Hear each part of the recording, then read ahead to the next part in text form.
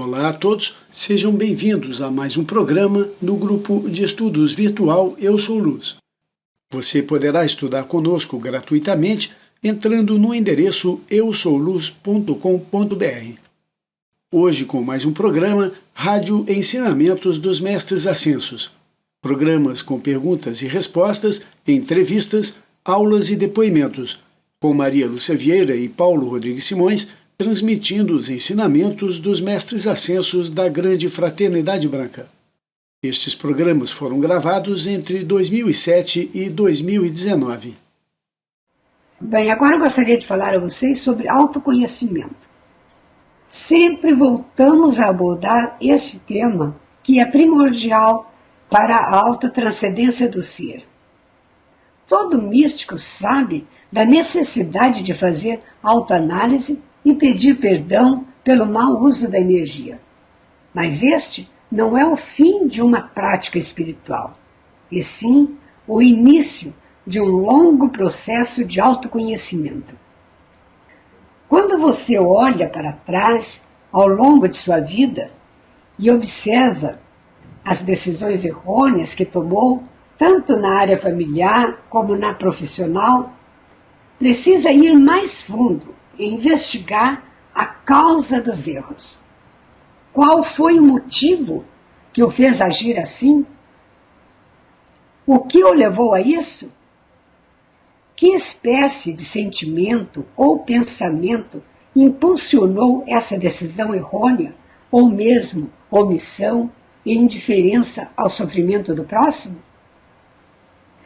Compare diferentes situações desagradáveis em várias épocas de sua vida. Observe se o motivo não foi o mesmo. Isto é uma grande chave para você descobrir. O motivo do erro está na psicologia da alma. A causa pode ter sua raiz em um dos 5 venenos que já citamos em programa anterior e vamos repetir. Ignorância, ódio, orgulho, ciúme e inveja, porque ciúme e inveja caminham paralelamente. São muito similares. Medo e descrença em Deus, porque também medo é descrença em Deus e afasta de Deus.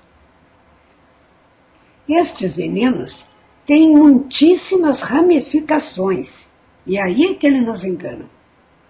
Por exemplo, somente o ódio se alastra tanto que o místico às vezes não percebe que aquele sentimento de desamor ou de antipatia que lhe parece suave causa-lhe tanto mal porque é ódio. Vejamos: antipatia, raiva, rancor, mágoa, ressentimento, retaliação, intolerância, impaciência, irritação, reclamação, não perdão, dureza de coração e indiferença. Porque indiferença também é dureza de coração. Muitos erros são cometidos por ignorância da lei cósmica e por falta de sabedoria. Ignorância é uma cegueira espiritual. É como uma capa densa que impede o indivíduo de discernir entre o certo e o errado. É preciso muito mantra da chama violeta para queimar estes véus de Maia e, ao mesmo tempo, clamar sabedoria à Mãe Divina. A sabedoria é uma faceta do amor.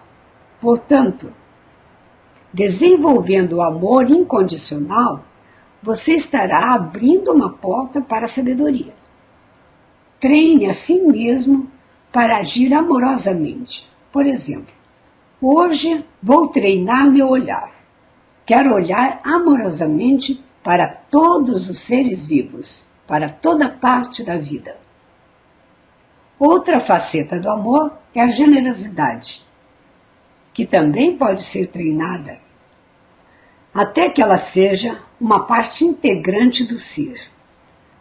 A causa dos erros que cometemos pode também ser encontrada na má qualificação da energia nas 12 linhas dos ciclos cósmicos. Já comentamos sobre essas energias em programa anterior.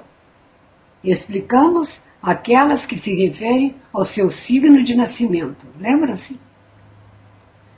Que fazer após identificar a causa dos erros do passado?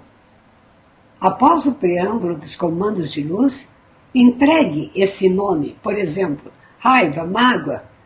Isto é um código. Ao fazer o exercício da palavra, o fogo espiritual irá transmutar essa energia.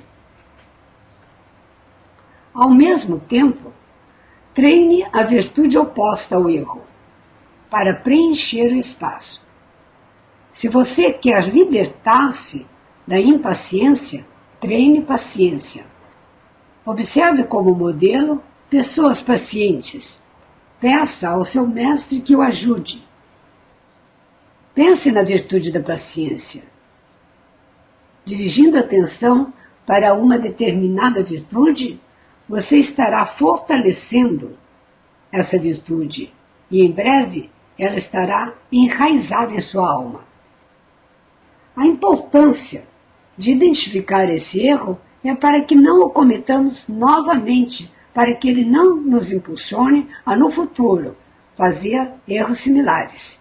Porque vocês já sabem, a tendência da nossa alma é cometer o mesmo erro vida após vida. Então nós temos oportunidade agora de fazer um corte nisso, de dar um passo adiante. Eu gostei muito, Maria Lúcia, do que você comentou, do seu exemplo, né, sobre a impaciência, paciência, e fui lembrando de exemplos para trazer para vocês, porque uma das coisas que eu sempre sofri muito foi impaciência, né, imediatismo. Eu sou muito ligeiro e quero as coisas para ontem. Eu sou o sujeito que marca às 10 horas, chega 10 para as 10 e sempre sofre porque a outra pessoa chega às 10h15, 10h20, né, e eu fico lá esperando meia hora.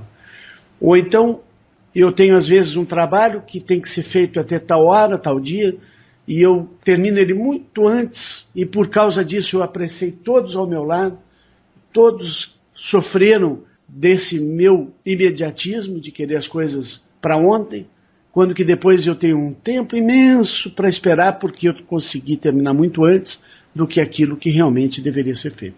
Então a vida me testa muito, e eu tenho um depoimento para passar para vocês.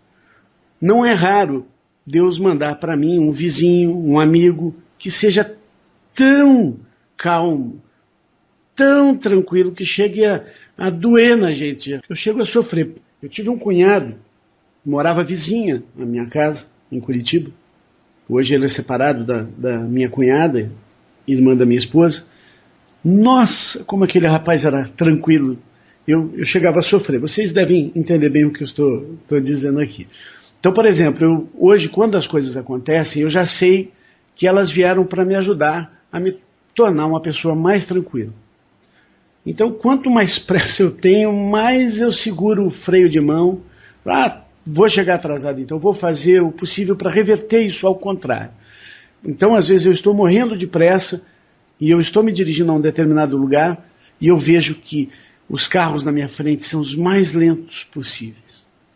É impressionante, parece que aquilo vem para segurar o meu caminho. Quanto mais pressa eu tenho, mais indivíduos que dirigem devagar eu encontro no meu caminho. E eu aceito aquilo. Antigamente eu não aceitava. Eu buzinava, eu ultrapassava rapidamente e seguia o mais rápido possível. Não, hoje não. Eu vou atrás daquele indivíduo bem lento e falo, é para segurar, então eu vou segurar. Sabe? Então, basta vocês deixarem a vida, sabe, educar vocês. A vida tenta nos educar constantemente, nós é que não enxergamos. Precisamos estar atentos para aqueles indivíduos que Deus envia no nosso caminho para nos educar. Seja na paciência, seja na relação do medo. Você é medroso, repara as pessoas corajosas que estão ao seu lado. Tenho certeza que Deus está trazendo pessoas corajosas ao seu lado e você nem está notando. Né? E assim são. As pessoas que não são religiosas, elas encontram exemplos de pessoas religiosas ao seu lado e exemplos do porquê elas são religiosas. É porque nós temos o hábito de fechar os olhos para aquilo e não desenvolver, quando que a vida está ali tentando nos ajudar o tempo todo, porque aqui é a grande escola da vida, não só em termos religiosos, mas em termos de aprender a utilizar bem esses 4 corpos maravilhosos que nós temos, que são para a nossa educação, da nossa alma, da nossa consciência. Os nossos inimigos interiores são muito sorrateiros, difíceis de vermos. Todo mundo vê o do outro, mas vê o nosso, que é difícil. Essa investigação nos leva a descobrir qual é essa causa. Então, quando nós descobrimos esse nosso inimigo interior, isso é uma grande chave, e depois nós podemos pedir aos nossos amigos, arcanjos, mestres, que nos ajudem a nos libertar dele, porque depois da descoberta é outra caminhada até se livrar. Não é de um dia para o outro que nos libertamos de um inimigo, mesmo depois de tê-lo descoberto, mas já é 50% do caminho. Vamos começar então o nosso trabalho de hoje com um e-mail do Antônio de Portugal. Ele escreveu um e-mail muito interessante. Vamos lá. Saudações, amigos da Luz de Deus. Paulo e Maria Lúcia, segue aqui o meu testemunho. Aos meus 15 anos, quando tomei consciência de mim, era um adolescente observador, tímido e com muitas perguntas na cabeça sobre a vida e sobre o ser humano no mundo. Lembro-me que nesta idade tirei um livro de meu pai com o título O Poder Superior da Mente, de Vernon Howard. A leitura deste livro não foi novidade para mim, porque antes de ler o livro, já tinha como hábito resolver as crises com a imaginação, ou seja, quando sentia dor de cabeça, olhava para as nuvens brancas no céu e imaginava-as em volta da minha cabeça e a dor passava. E por vezes, quando sentia febre, deitava-me na cama e dizia: mestre, meu mestre, cura-me agora, e alguns minutos depois adormecia e acordava novo. O tempo foi passando e em 1994 imigrei para Portugal com o objetivo de estudar música, o que nunca aconteceu. Alojei-me em casa de meus pais em Portugal, eles moravam em Angola. Na altura, sempre ouvia dizer que as mudanças eram difíceis, mas para mim não foi. E até encarei os mais difíceis problemas em Portugal, desde o não apoio dos meus pais. Viver sozinho na terra de Camões foi um teste que encarei com bastante alegria, mas a oposição aos poucos venceu-me. Eu tinha a casa sempre organizada e havia sempre paz na mesma. E as pessoas elogiavam-me tanto que em meu coração eu desconfiava dos elogios das mesmas. Mas os meus pais queriam-me sempre ver em Angola, minha terra natal. E o meu coração negava sempre, até que em 2001 cedi o chamado dos meus pais e acabei por regressar a Angola, até porque eles tinham comprado uma casa para mim em Angola. Sim, foi tudo bonito. E eu tinha que fazer a vontade dos meus pais, ou seja, estar a viver em Angola definitivamente. Mas o meu coração entristeceu ao saber disso, pois Angola é um país que muito precisa crescer em todos os sentidos. A maior parte da população ainda vive numa cultura primitiva e o que eu procurava inconscientemente, amigos, era a luz. E ao negar os meus pais, foi como uma bomba. Expulsaram-me de casa, tiraram-me a casa que me foi oferecida e durante 3 meses vivi dentro de um carro, até regressar a Portugal. Amigos, os 3 meses que passei dentro daquele carro, só os mestres sabem. Vocês sabem onde eu tinha como hábito parar o meu carro para dormir sem ser incomodado, até mesmo pela polícia? Onde se situa o retiro etéreo dos Elohim Arturos e Vitória, na ilha de Luanda, em Angola. Amigos, na altura eu não tinha conhecimento dessa informação. Acompanharam-me passo a passo, hoje, a viver em Portugal. Há muito que não tenho notícia dos meus pais em Angola. Fiquei magoado e muito magoado com os meus pais, mas segui o conselho do Paulo e todos os dias de manhã peço intercessão divina em nossas vidas. Ho, ho, ho, Paulo, nem imaginas o quanto deu certo. Hoje, continuo na terra de Camões sozinho e tudo o que peço aos mestres neste momento é uma companheira que seja compatível comigo. Antônio, de Portugal. Oh, Antônio, que lindo, não? Você já estava sob a luz dos Elohim há tanto tempo. A chama da liberdade o atraiu àquele ponto. Quantas vezes nós pensamos que Deus não ouviu nossa prece, mas quando o tempo passa e olhamos para trás, vemos que a resposta veio e que as mudanças que só percebemos muito mais tarde já haviam se iniciado, naquela mesma época em que pedimos.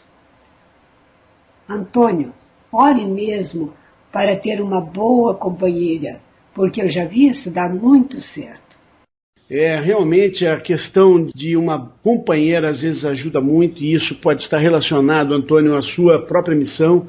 E eu posso dizer a você e a todos os que estão sozinhos que é louvável você querer estar com alguém que pense como você, mas para isso vocês vão ter que recusar todas as ofertas de estar com alguém que não é ligado aos ensinamentos. Se você quer alguém que respeite o que você é, o que você está fazendo, se você decidiu que o seu caminho é junto aos mestres, você precisa encontrar alguém no mesmo nível, alguém que está buscando como você, ou pelo menos alguém que respeite a sua busca. Isso é muito importante. E desejar essa pessoa, pedir aos mestres, é um primeiro caminho. Buscar essa pessoa no interior. No seu interior, buscar comunicando com a presença interior. Não adianta sair pela rua buscando, você está no caminho certo, é isso aí. Vá buscando primeiro, pedindo aos mestres que tragam essa pessoa para você. Esse é o caminho. O Renato de Niterói nos escreveu dizendo: caros Paulo e Maria Lúcia e demais estudantes da Luz aqui reunidos. No livro Mistérios Desvelados, capítulo 2, página 44, Saint Germain diz assim, abre aspas, consciência projetada consiste no aumento do grau de vibração atômica, tanto na mente como no corpo do estudante. Isto é feito pela radiação de um mestre ascensionado e é uma atividade da luz que aumenta a frequência de vibração até na nota tônica que ele estabelece para a experiência. Fecha aspas. Depois ele continua na página 45, abre aspas. Essa atividade da consciência pode ser aplicada a todos os outros sentidos, aos da visão como da audição. Tal processo de aumento das vibrações é natural, normal e harmônico, tão simples como a sintonização dos nossos rádios com qualquer onda desejada. As ondas hertzianas, bem como as da visão e da audição, são partes da mesma atividade. O som contém cor e a cor contém som. Nas experiências da vida diária, os seres humanos podem ouvir cor e ver som, desde que mantenham suficientemente aquietados sua mente e suas emoções. Fecha aspas. Renato continua em meio dizendo, pergunto, isso que o mestre falou vale para aquelas pessoas que têm dificuldade de ouvir? Quando dizemos um palavrão ou uma palavra negativa para alguém, a cor da nossa aura muda? E se ouvimos uma banda heavy metal, um funk, um pagode ou lemos notícias ruins no jornal, isso influencia a cor da nossa aura? Vitória é sempre, Renato. Renato? Sim, Renato. Vale. Isso vale para todos porque ver o som e ouvir a cor é algo que se faz a níveis interiores. Não é físico, mas sim etéreo e pode ser conseguido com o poder dos chakras. Os anjos são assim, eles enxergam as nossas palavras. Sabe, Renato, a nossa aura é afetada por todos os nossos chakras. Sempre que nós nos expressamos com qualquer um dos nossos chakras, isso fica marcado na nossa aura. E eu lembro a vocês que a aura é o nosso magneto. Tudo aquilo que está na nossa aura é atraído para nós. Então, se a nossa aura não for pura, cristalina e repleta daquilo que existe de mais importante para nós, então nós teremos problema. Então o ideal é sempre cuidar da aura em primeiro lugar. Inclusive quando fazemos chama violeta, fazer chama violeta especialmente para purificar a aura pode ser uma das coisas mais importantes a se fazer inicialmente. Você faz chama violeta para consumir karma entre você e uma outra pessoa, você faz chama violeta para consumir o karma que está descendo naquele dia para você, principalmente quando a gente faz de madrugada, levantando cedo. Mas é importante pensar na aura e fazer uma invocação específica. Amada presença de Deus, mande a chama violeta consumir agora todas as imperfeições da minha aura, todas as imperfeições dos meus chakras. Purifica, purifica agora. Chama violeta, consome com todas as imperfeições da minha vida. Amém. É muito importante você direcionar a chama violeta e sempre lembrar da aura. Eu vejo muita gente fazendo invocações de chama violeta e esquecendo de direcionar para a aura. Renato, eu já recomendei aqui no programa o livro de Lili Bitter, Forma Pensamento. Dá para você entender bastante isso das cores, da vibração, da forma pensamento.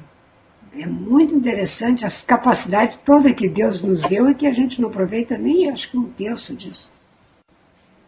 A Nadir Mari, de Sorocaba, São Paulo, nos escreveu dizendo: queridos irmãos, quando invoco o Espírito Santo, devo visualizar a cor rosa ou a cor violeta? Graças, Nadir. Querida Nadir, a cor do Espírito Santo vai do rosa suave ao mais intenso rubi. Assim como comentamos outro dia a respeito das tonalidades da chama violeta, elas podem ser as mais variadas. O Espírito Santo é amor intenso, é julgamento, é destruição do ego humano, é regeneração, é iluminação do terceiro olho. Ele é a benevolência, o conhecimento, o doador das 9 dádivas. Ele é o divino Espírito Santo, que veio santificar o nosso corpo-templo, as nossas células.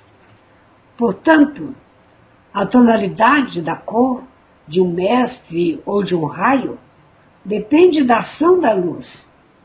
Depende também do intercessor, do que ele pede, do que precisa ou merece e da intensidade da sua prece. Então, o melhor que você tem a fazer neste caso é seguir a sua intuição, que é a voz do seu eu superior. Siga a intuição para escolher a tonalidade da cor. E em matéria de visualização, sempre dê asas à sua criatividade.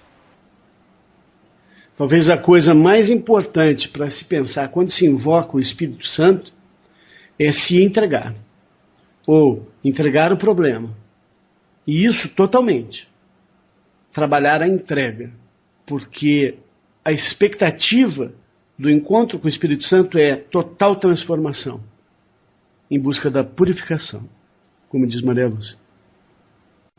Próxima pergunta vem do Alexandre de Teresópolis. Ele diz: meu nome é Alexandre Oliveira, sou astrólogo kármico profissional, comecei a estudar astrologia no Rio de Janeiro há 25 anos atrás, na época do astrólogo Assura Maya.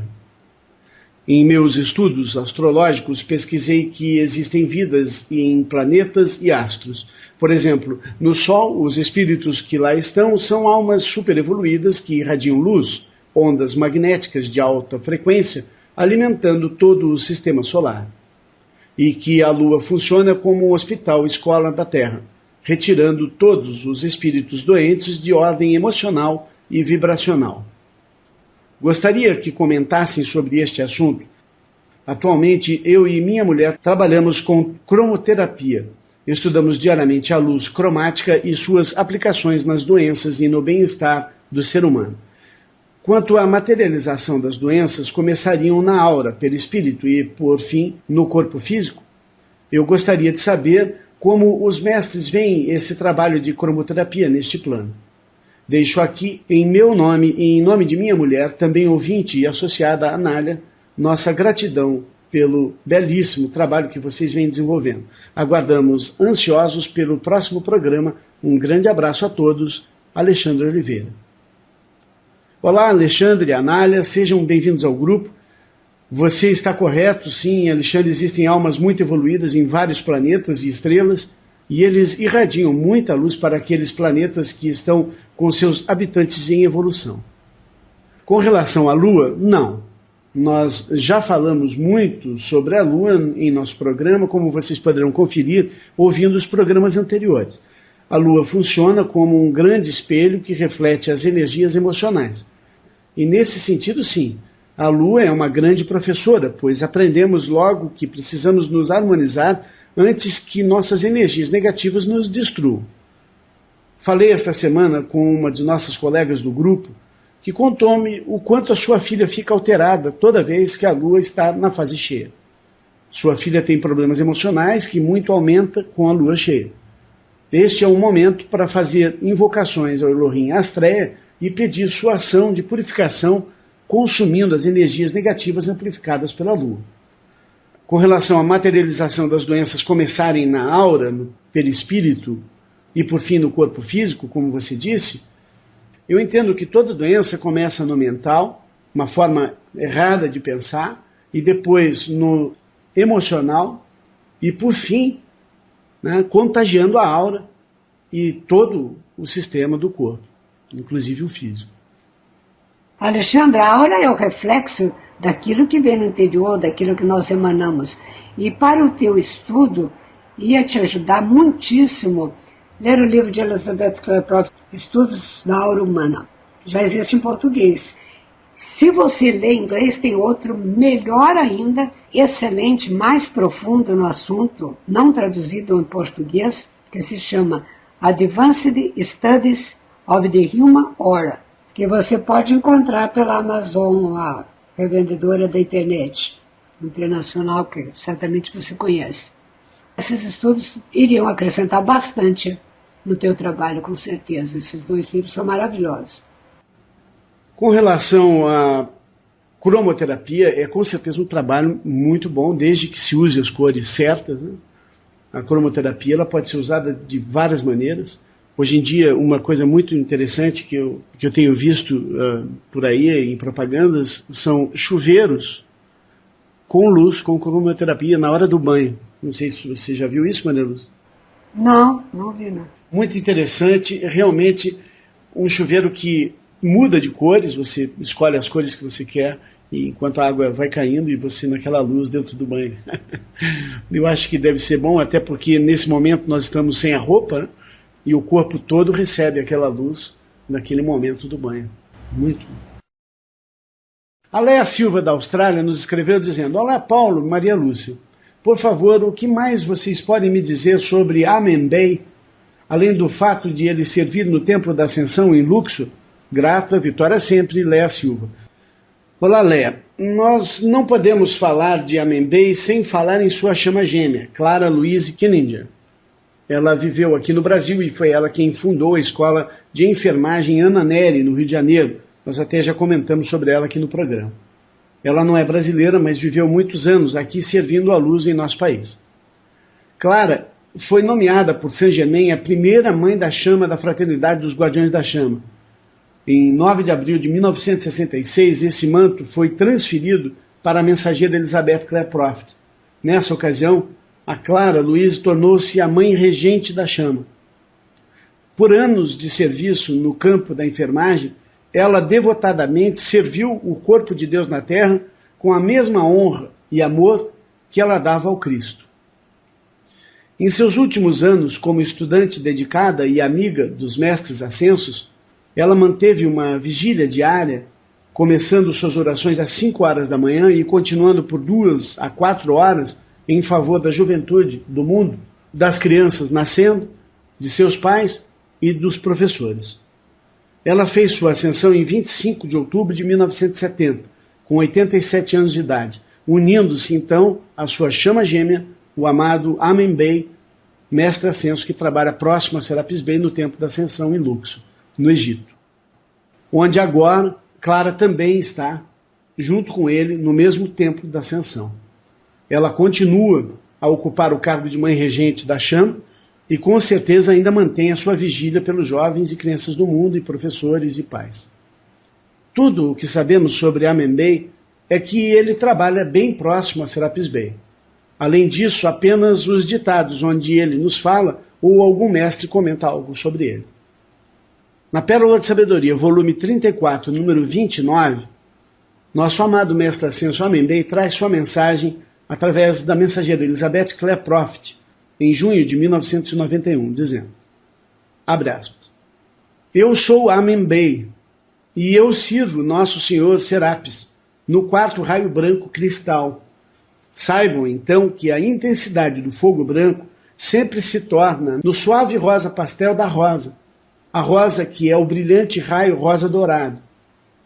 Pois o fogo branco, essencialmente, precisa se manifestar como amor, e mesmo reter sua disciplina, seu entusiasmo e seu vigor. O fogo branco! Ele dissolve tudo. Tal é a natureza da chama da ascensão. Tudo o que é menos que a pura perfeição conquistada na espiral ascendente de sua experiência na ascensão. Não deixem que um dia se conclua, amados, em que vocês não reivindiquem um incremento de sua ascensão. Lembro-me tão bem da iniciação dada a Mark Prophet anos antes da sua ascensão, quando essa chama foi estabelecida, começando nos seus pés e nas suas pernas e lá ancorada. E assim, vocês que se preparam para entrar nesta chama, ainda neste século ou no próximo, assim como os anos de sua vida vão se desdobrando, saibam que se vocês são candidatos para a ascensão, vocês recebem incrementos desse fogo. Eu sou Amen Bey, seu irmão no caminho. Eu trago a cura pelo fogo sagrado em seu templo. Eu dirijo raios como agulhas para dentro de cada célula e átomo de seus 4 corpos inferiores, para equilibrar, para curar. E possam vocês também vir a apreciar o poder curador do serafim de Deus. Chamem pelos serafins, para envolvê-los e, como uma varinha de luz, desmagnetizá-los de suas forças da morte e do inferno, e retornando-as para as forças de luz e do céu. Na alegria do Espírito, eu sou o servente da luz em vocês e na mãe da chama. Amen Bey. Fecha aspas. Muito bonito. E mais do que bonito, aqui trouxe mensagens muito importantes. Por exemplo, o branco que se torna rosa, né? Das 6 às 9 horas, o chakra da base é o chakra da mãe, que leva até as 9 horas no Espírito Santo. O Espírito Santo é um incremento do rosa no raio rubi.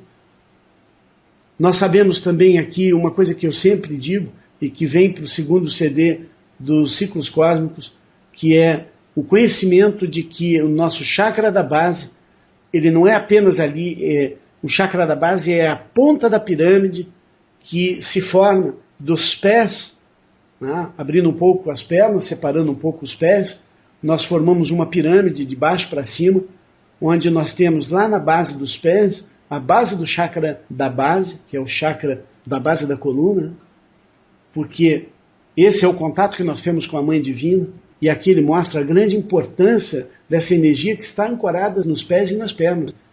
Muito bonito. Eu não tinha visto isso num ditado ainda. A gente vai aprendendo junto com vocês, junto com a pergunta de vocês.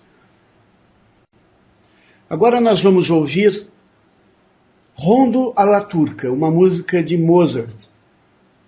Essa música traz para nós a energia do raio da cura e da verdade, o 5º raio de Deus. Relaxem um pouco agora, fechem os olhos, sentem tranquilamente e sintam a energia dessa música. Vocês que estão ouvindo através do YouTube e do Facebook, essas plataformas não permitem que nós utilizemos esta música por causa de direitos autorais. Se nós insistirmos, eles apagam a faixa da música, deixando um branco no meio da nossa aula. Isso não ocorre em todos os países, mas ocorre em alguns, o que nos impede de manter a música neste vídeo.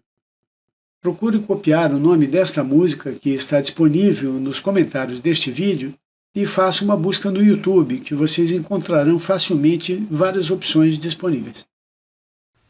A Luciane de Curitiba nos escreveu dizendo: boa tarde a todos.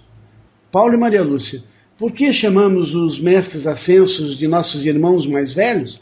Pergunto isso porque existem pessoas mais jovens e mais sábias. Pelo que entendo, idade não é sinal de sabedoria. Grata, vitória sempre na luz. Luciane, Curitiba. Luciane, eu nunca havia pensado nisso, mas creio que é possível alguma alma aqui ter vivido mais do que algum mestre ascenso.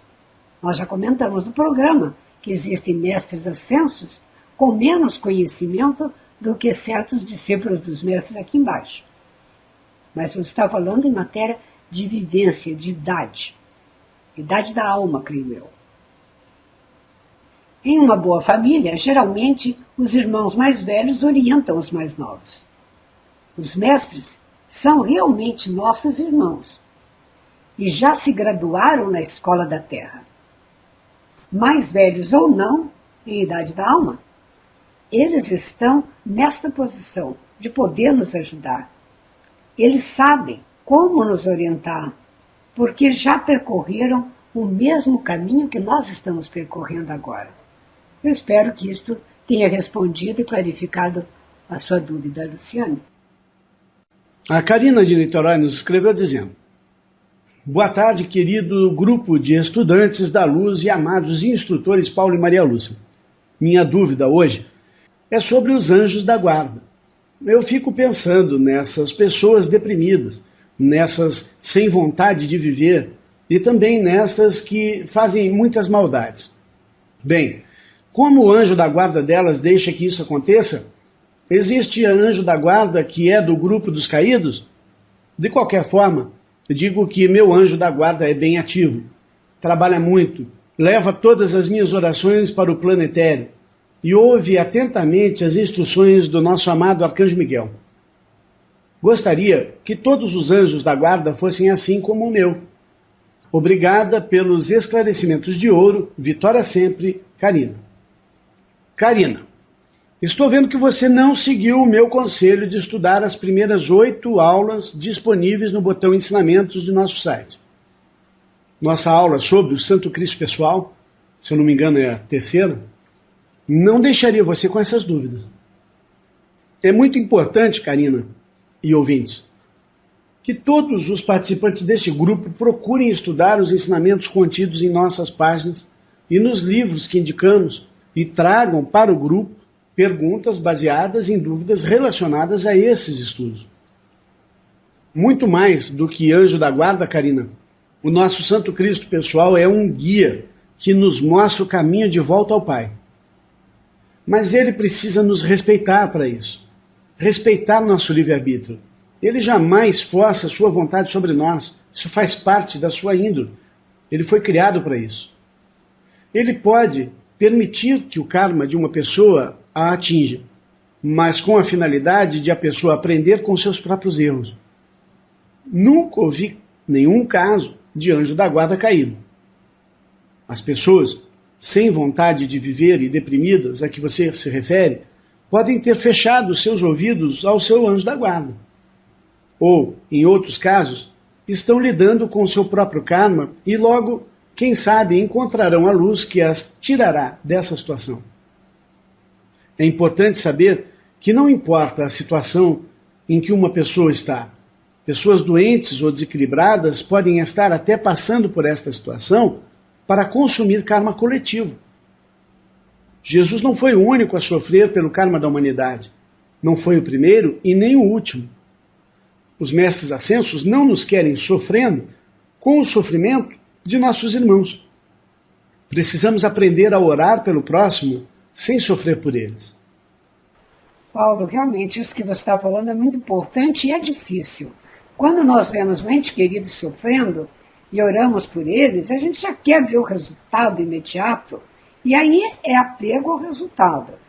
Mas não podemos sofrer.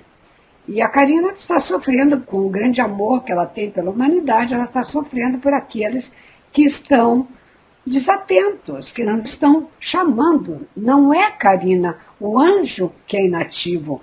Inativo é a pessoa que não chama, que não pede. Os anjos não podem fazer nada sem o nosso chamado, sem o nosso pedido. Como você trabalha o dia todo com São Miguel, o teu anjo é superativo, ele tem que fazer 1000 coisas que você pede.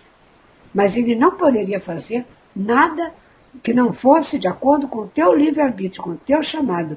Por isso que até mesmo uma decisão nossa é importante, porque se nós decidimos resolver um problema, aí o anjo pode nos ajudar. Mas a pessoa que fica com autopiedade, ai, coitadinha de mim, eu não posso, não consigo, eu não isso, não aquilo, o anjo não pode fazer nada por ela, ele é impedido. E aí falta também um entendimento mais profundo da lei do livre-arbítrio, que você pode reler em nosso livro e entender melhor isso mais profundamente, que é de fundamental importância a compreensão. E outra coisa que o Paulo falou, recomendando estudo, é verdade. O que vocês aprendem neste grupo de estudos não é suficiente. Isto aqui é para esclarecer dúvidas, não é um curso, isto aqui não é uma aula, mas é uma oportunidade de tirar dúvidas. Portanto, é necessário que vocês leiam os livros e as aulas que estão no site. E estudem, né, Maria Lúcia? Não só ler, claro, estudar, ler, absorver, meditar sobre o que leu, porque todo o ensinamento dos mestres, se a gente lê uma vez só, não absorve, aquilo não chega a fazer parte do nosso ser. Nós temos que, como eu digo sempre, comer o ensinamento. Eu quero só comentar uma coisa.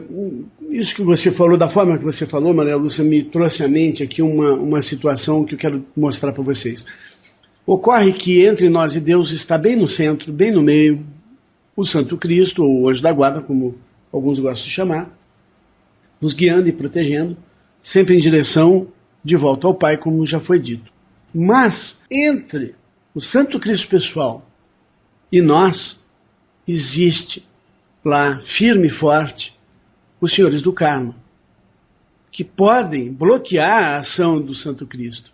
E lembra vocês, os nossos irmãos mais velhos, os mestres ascensos, estão no nível, e atuam no nível do anjo da guarda, do Santo Cristo.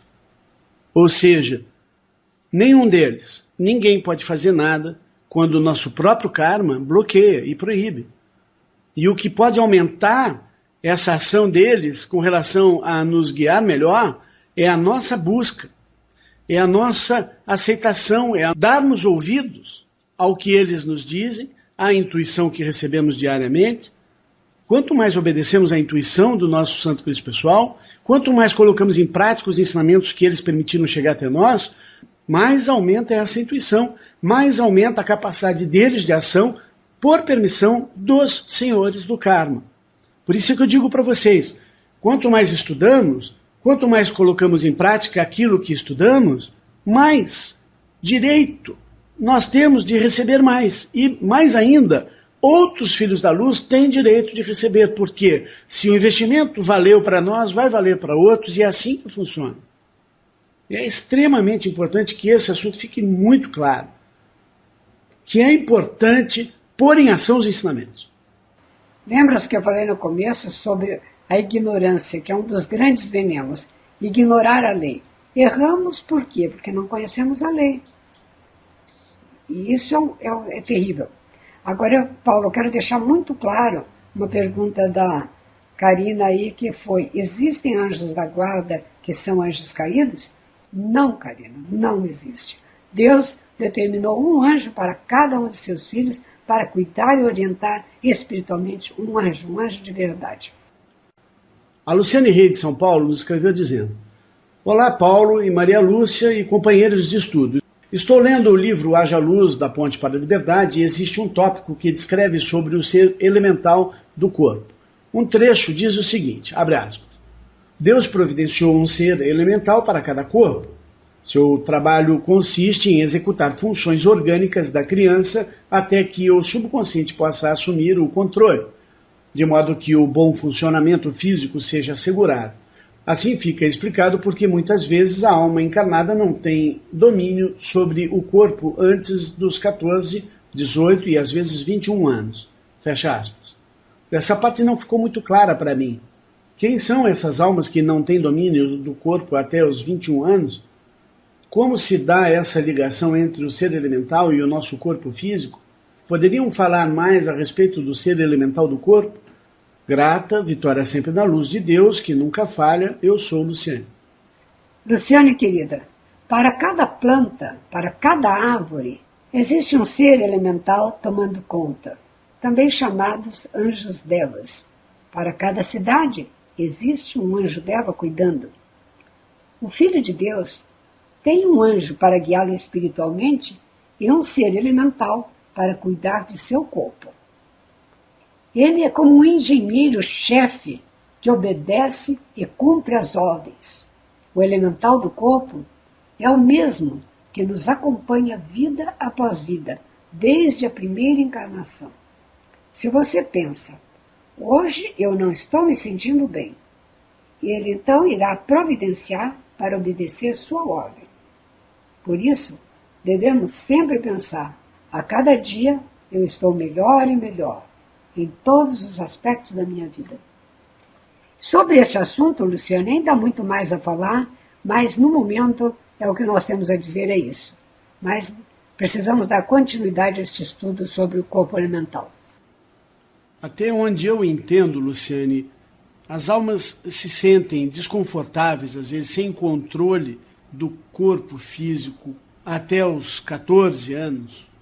Eu nunca ouvi até os 19, até os 14, é o que eu sei, porque o corpo se desenvolve muito rápido, não dá tempo para o jovem se adaptar àquela forma física. Isso é o que eu já li sobre esse assunto. Principalmente na adolescência, quando eles crescem rápido demais. Por isso é que eles são largados, eles são desleixados, porque realmente eles não têm o controle ainda total sobre o seu corpo, o seu novo corpo físico, né?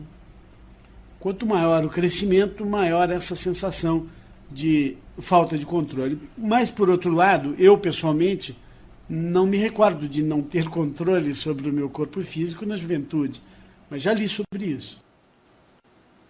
A Márcia Pawelowski, de São Paulo, nos escreveu dizendo: Olá, meus queridos Paulo e Maria Lúcia. No programa 71, a nossa querida Karina questionou sobre os anjos e arcanjos, sobre o fato de, na Bíblia, constarem apenas os arcanjos Miguel, Gabriel e Rafael, e os outros 4 não. Então eu resolvi contribuir com a informação contida no livro, abre aspas, Arcanjo Uriel e as Transformações do Planeta, fecha aspas, de Elizabeth Clare Prophet. Nas páginas 17, 18 e 19 está escrito, abre aspas, apesar de diversos textos da antiguidade mencionarem o arcanjo Uriel e de este ter sido conhecido pelos judeus e pelos cristãos primitivos, ele não é mencionado na Bíblia. A Igreja Católica condenou por diversas vezes a adoração a anjos que não estejam mencionados na Bíblia, embora os primeiros líderes do cristianismo aprovassem a devoção aos anjos e encorajassem os fiéis a orar para eles. No século IV, o Sínodo de Laodiceia concluiu que a veneração aos anjos estava atrapalhando a adoração a Cristo. O Sínodo foi celebrado numa cidade onde se acreditava que os anjos eram os defensores da lei e onde eram supostamente adorados. O Sínodo proibiu os cristãos de adorarem anjos na intimidade de suas casas, quer dizer, fora dos domínios da igreja. Também proibiu que se mencionassem anjos cujos nomes não estivessem nas Sagradas Escrituras Católicas, onde só há referências aos arcanjos Miguel, Gabriel e Rafael. Apesar desta condenação do Sínodo, a adoração aos anjos continuou florescendo. No ano 745, a Igreja reafirmou a proibição de se adorar anjos cujos nomes não se encontravam na Bíblia. O Segundo Concílio de Nicéia, no ano de 787, reconhecendo a ampla disseminação da devoção aos anjos, sancionou o costume de pintar anjos e de venerar suas imagens. Nos séculos IX e XV, outros concílios eclesiásticos tornaram a condenar que fossem mencionados anjos que não aparecessem na Bíblia. Mais recentemente, no ano de 1950, o Papa restringiu a adoração aos anjos, reafirmando que os católicos só poderiam reconhecer Miguel, Gabriel e Rafael.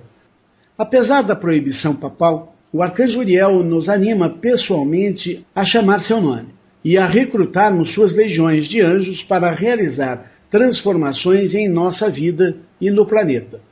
Uriel afirmou em um ditado, abre aspas, em todas as religiões do mundo os anjos têm sido eclipsados. Portanto, na prática, vocês têm sido privados de seus intercessores. Nós, anjos, somos seus companheiros, seus irmãos e irmãs, seus servos. Estamos com vocês. Para este trabalho, fomos enviados. Esta é a nossa missão. Podemos realizá-la, fomos instruídos para isso, somos profissionais. Apenas chamem-nos em nome de Deus, eu sou o que eu sou, em nome do seu Filho Jesus Cristo, e então permaneçam firmes e aguardem a salvação de seu Deus através de nós, pois viemos para trazer-lhes esta salvação. Permaneçam firmes e verão a salvação das nações. Fecha aspas. Fecha dupla aspas, que aqui ela termina o texto todo. Continua então a Márcia. Paulo, o arcanjo Uriel e a arqué Aurora fazem parte da minha vida e das minhas invocações diárias. Vitória sempre, eu sou Márcia Pavlovsky. Eu acho que de tudo que foi falado aqui nesse texto que Márcia nos mandou, eu quero só agradecer a você, Márcia, não tenho nem o que comentar, está maravilhoso o texto, agradecer a sua participação, e é isso que a gente espera, nós não temos todos os textos, vocês podem participar quando vocês têm um texto que soma aquilo que foi dito aqui, mandem para nós e nós vamos ter o maior prazer de ler aqui para todos no programa. Olha, gente, eu tive um grande amigo místico em São Paulo, o professor Inácio da Silva Teles. E ele conhecia, de algum amigo da Igreja Católica, não sei como, um livro que a Igreja Católica tem, que fala o nome do anjo de cada dia do ano. Então eles têm muito mais conhecimento do que eles divulgam para a congregação. Não só eles, como todas as 8 grandes religiões, escondem muita coisa, que eu costumo dizer, só mostram para as pessoas que estão lá internas, trabalhando dentro da religião. Maravilha a sua participação, então, Márcia, continue assim. A Karina de Niterói nos escreveu dizendo: boa tarde, Paulo e Maria Lúcia e grupo de estudantes da Luz de Deus que sempre vence. Hoje, pergunto sobre o lago do fogo sagrado que foi preparado para o demônio e seus anjos. Sempre pedimos para o amado Arcanjo Miguel levar as entidades que buscam sugar nossa energia divina para lá. Mas vocês sabem o que propriamente acontece lá? A intenção é transformá-los em luz enquanto queima o fogo sagrado? Ou a intenção é castigá-los? Na realidade, são as entidades dignas de misericórdia? Fico na dúvida nisso. Acho que tem alguns tipos de espíritos maus que até tinham uma chance de se modificar, mas tem outros que não têm mais solução, não é?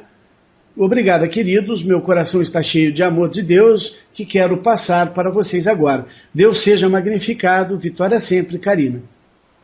Karina, querida, o Lago do Fogo Sagrado situa-se na estrela Sírius, do amado Mestre Surya. É lá também que são treinados os avatares. Karina, a misericórdia de Deus é infinita. Qualquer anjo caído que deseje voltar a Deus, ele poderá se curvar diante da luz e será ouvido. E muitos têm feito isso. Acontece que outros odeiam a Deus. O cosmos jamais teve intenção de castigar. E você já leu isso nos ensinamentos. O Sr. Karma ensina e não pune. O mau uso da energia retorna, e disso não há como fugir. Portanto, no julgamento divino, assim como também no julgamento dos tribunais terrenos, cada caso é analisado cuidadosamente. Agora, existem entidades, aos milhares, que não são seres. Elas são apenas esqueletos. Não são almas. São esqueletos do corpo do desejo de indivíduos que partiram para outra vida. É o apego ao vício, à nicotina, às drogas, ao álcool, ao dinheiro, à jogatina, etc., que as mantém aqui. elas ficam se agarrando às pessoas que têm os mesmos vícios. Essas sim são totalmente dissolvidas na luz. Agora os demônios, os anjos caídos, as pessoas perversas que se afastaram da luz, elas serão analisadas caso por caso. Karina, ocorre que o Lago do Fogo Sagrado é um momento final. Nem a alma que está aqui encarnada, ou os anjos caídos, ou seja lá quem for que está aqui atuando, vivendo, tem um tempo, um limite. As almas não têm vida eterna até que ganhem a ascensão. E a ascensão é a passagem pelo fogo sagrado. A alma pode passar pela segunda morte. E este dia ninguém sabe. Vem como um ladrão. A pessoa vai a julgamento por tudo que ela fez. Os anjos caídos têm a sua oportunidade. E por que eles não querem? Porque eles sabem que o karma que eles têm para enfrentar é tão imenso, tão grande, e vão ter que trabalhar muito para vencer. Eu não digo que não tenham anjos caídos nesse processo de purificação, porque eu sei que tem, e não são poucos. Nós sabemos de anjos caídos que estão em busca da evolução já. Agora, eu acho que você está num campo muito sentimental, Karina. Você precisa sair desse campo sentimental, coloque-se na posição de se salvar em primeiro lugar, para poder salvar os outros. Existe aí um meio termo nisso tudo, e quando nós começamos a sofrer muito pelos outros, e a conjecturar o sofrimento dos outros o tempo todo, nós podemos acabar sendo arrastados junto com eles. É importante isso ficar claro. Então, o Lago do Fogo Sagrado é um grande purificador, que quem está pronto passa por ele e não se perde nada. Esse está pronto para a ascensão, está pronto para a evolução. Agora, quando é chegada a hora do teste e a pessoa não tem nada de luz nela, passou pelo fogo sagrado, deixa de existir. O Antônio de Portugal nos escreveu dizendo: saudações, Paulo Rodrigues. Paulo, acabei de ler o livro intitulado Afra, o mestre ascenso patrocinador da raça negra. Um livreto compilado a partir dos ensinamentos de Elizabeth Clare Prophet. Maravilha, Paulo. Era tudo o que eu precisava ler para compreender mais o meu continente, África. Paulo, sou de uma linhagem de portugueses e angolanos e de raça mestiça que nasci. A África é o meu continente a que devo rezar. Paulo, é tudo verdade, tudo o que está escrito no livro. Olha só esse texto na página 13. Abre aspas. Naquela época, o povo daquela terra havia chegado a uma encruzilhada. Anjos caídos e forças das trevas invadiram o planeta Terra e estavam separando as pessoas, colocando irmãos contra irmãos. Esses anjos do mal decidiram destruir as raças azul e violeta, pervertendo os rituais sagrados e a expressão da luz, como práticas de feitiçaria, voodoo e magia negra. Fecha aspas. Paulo, o que mais me chamou a atenção foi a frase: esses anjos do mal decidiram destruir as raças azul e violeta. Sabe, em Angola, em algumas províncias bem no interior, cheguei a ver povos que não eram negros, mas sim azul escuro. Na altura foi surpreendente para todos nós, ou seja, toda a minha família. Tiramos fotografias e filmamos tudo. Esses povos com o tom de pele azul escuro e olhos azuis têm uma cultura primitiva. Eu gostei muito de comprar este livro, era o que faltava para complementar o que tanto me perguntava sobre a África. Paulo, quero lhe pedir, se possível, que no programa do dia 31 deste mês colocasse esta afirmação, abre aspas. Em nome do eu sou o que eu sou e da chama trina em meu coração, eu invoco o amado mestre Ascenso Afra para que me ajude a compreender a minha missão para com a África. Paulo, para concluir, diga o nome do mestre Afra por 27 vezes.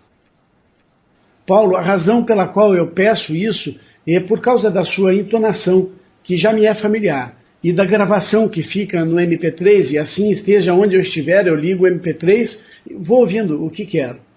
Paulo, Podes usar a tua criatividade nessa invocação, porque sei que vale a pena. Outra coisa que sempre vacilei em pedir-vos no programa Eu Sou Luz, às vezes quando se faz as orações para o Brasil, gostaria de pedir para que fizessem uma oração de libertação das almas de luz em Angola, um país que precisa de muita luz. Grato, Antônio. Antônio, gostei muito do seu e-mail. E eu quero que você saiba que o fato de existirem negros azuis também muito me impressionou quando descobri isso. Na realidade, eu entendo que o negro, no início, era azul e que as outras tonalidades já são uma mistura. Eu fiz uma busca e encontrei esse trecho do ditado de Xananda. Pérola de Sabedoria, volume 11, número 30, um ditado de 1968, dado ao mensageiro Mark Prophet. Abre aspas. Manifestações solares do Deus vivo. A cada dia, o homem tece a linha do seu próprio futuro. Há muito tempo atrás, quando a pigmentação das raças foi implantada na estrutura da alma do homem, pela radiação dos 7 raios coloridos, viveram sobre o planeta o que eram conhecidos como o homem vermelho, o homem amarelo, o homem verde, o homem azul e o homem violeta. Naquela época, as pigmentações mais escuras da pele não existiam. Agora, eu estou bem ciente do fato de que, através dos anos, os homens enfatizaram as diferenças das raças e que, em particular, o marrom e o preto foram questionados. Mas se os indivíduos pensassem em si mesmos como sendo manifestações solares do Deus vivo, reconhecendo que a vestimenta exterior das raças que eles usam é somente um casaco de peles que eles irão um dia tirar. Eles cessarão de pensar em si mesmos como sendo brancos, pretos, amarelos, vermelhos ou de qualquer outra cor. Esta forma de pensar é muito desejada, pois nós não podemos negar que esse preconceito racial existe no mundo, e nós repudiamos isso.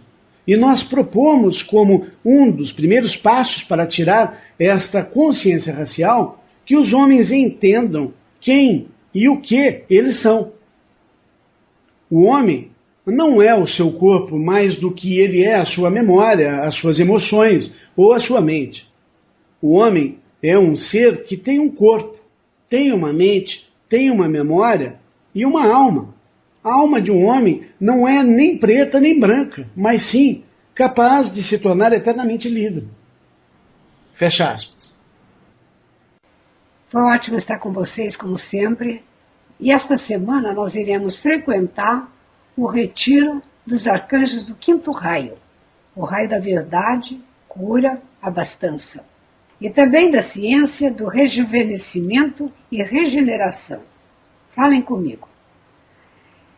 Em nome da flamejante chama trina da vida, que brilha em meu coração, eu invoco os amados arcanjos Rafael e Maria Santíssima e peço que envie um anjo me buscar esta noite para levar-me ao vosso retiro situado em Fátima, Portugal. Peço a cura do meu corpo, mente e alma.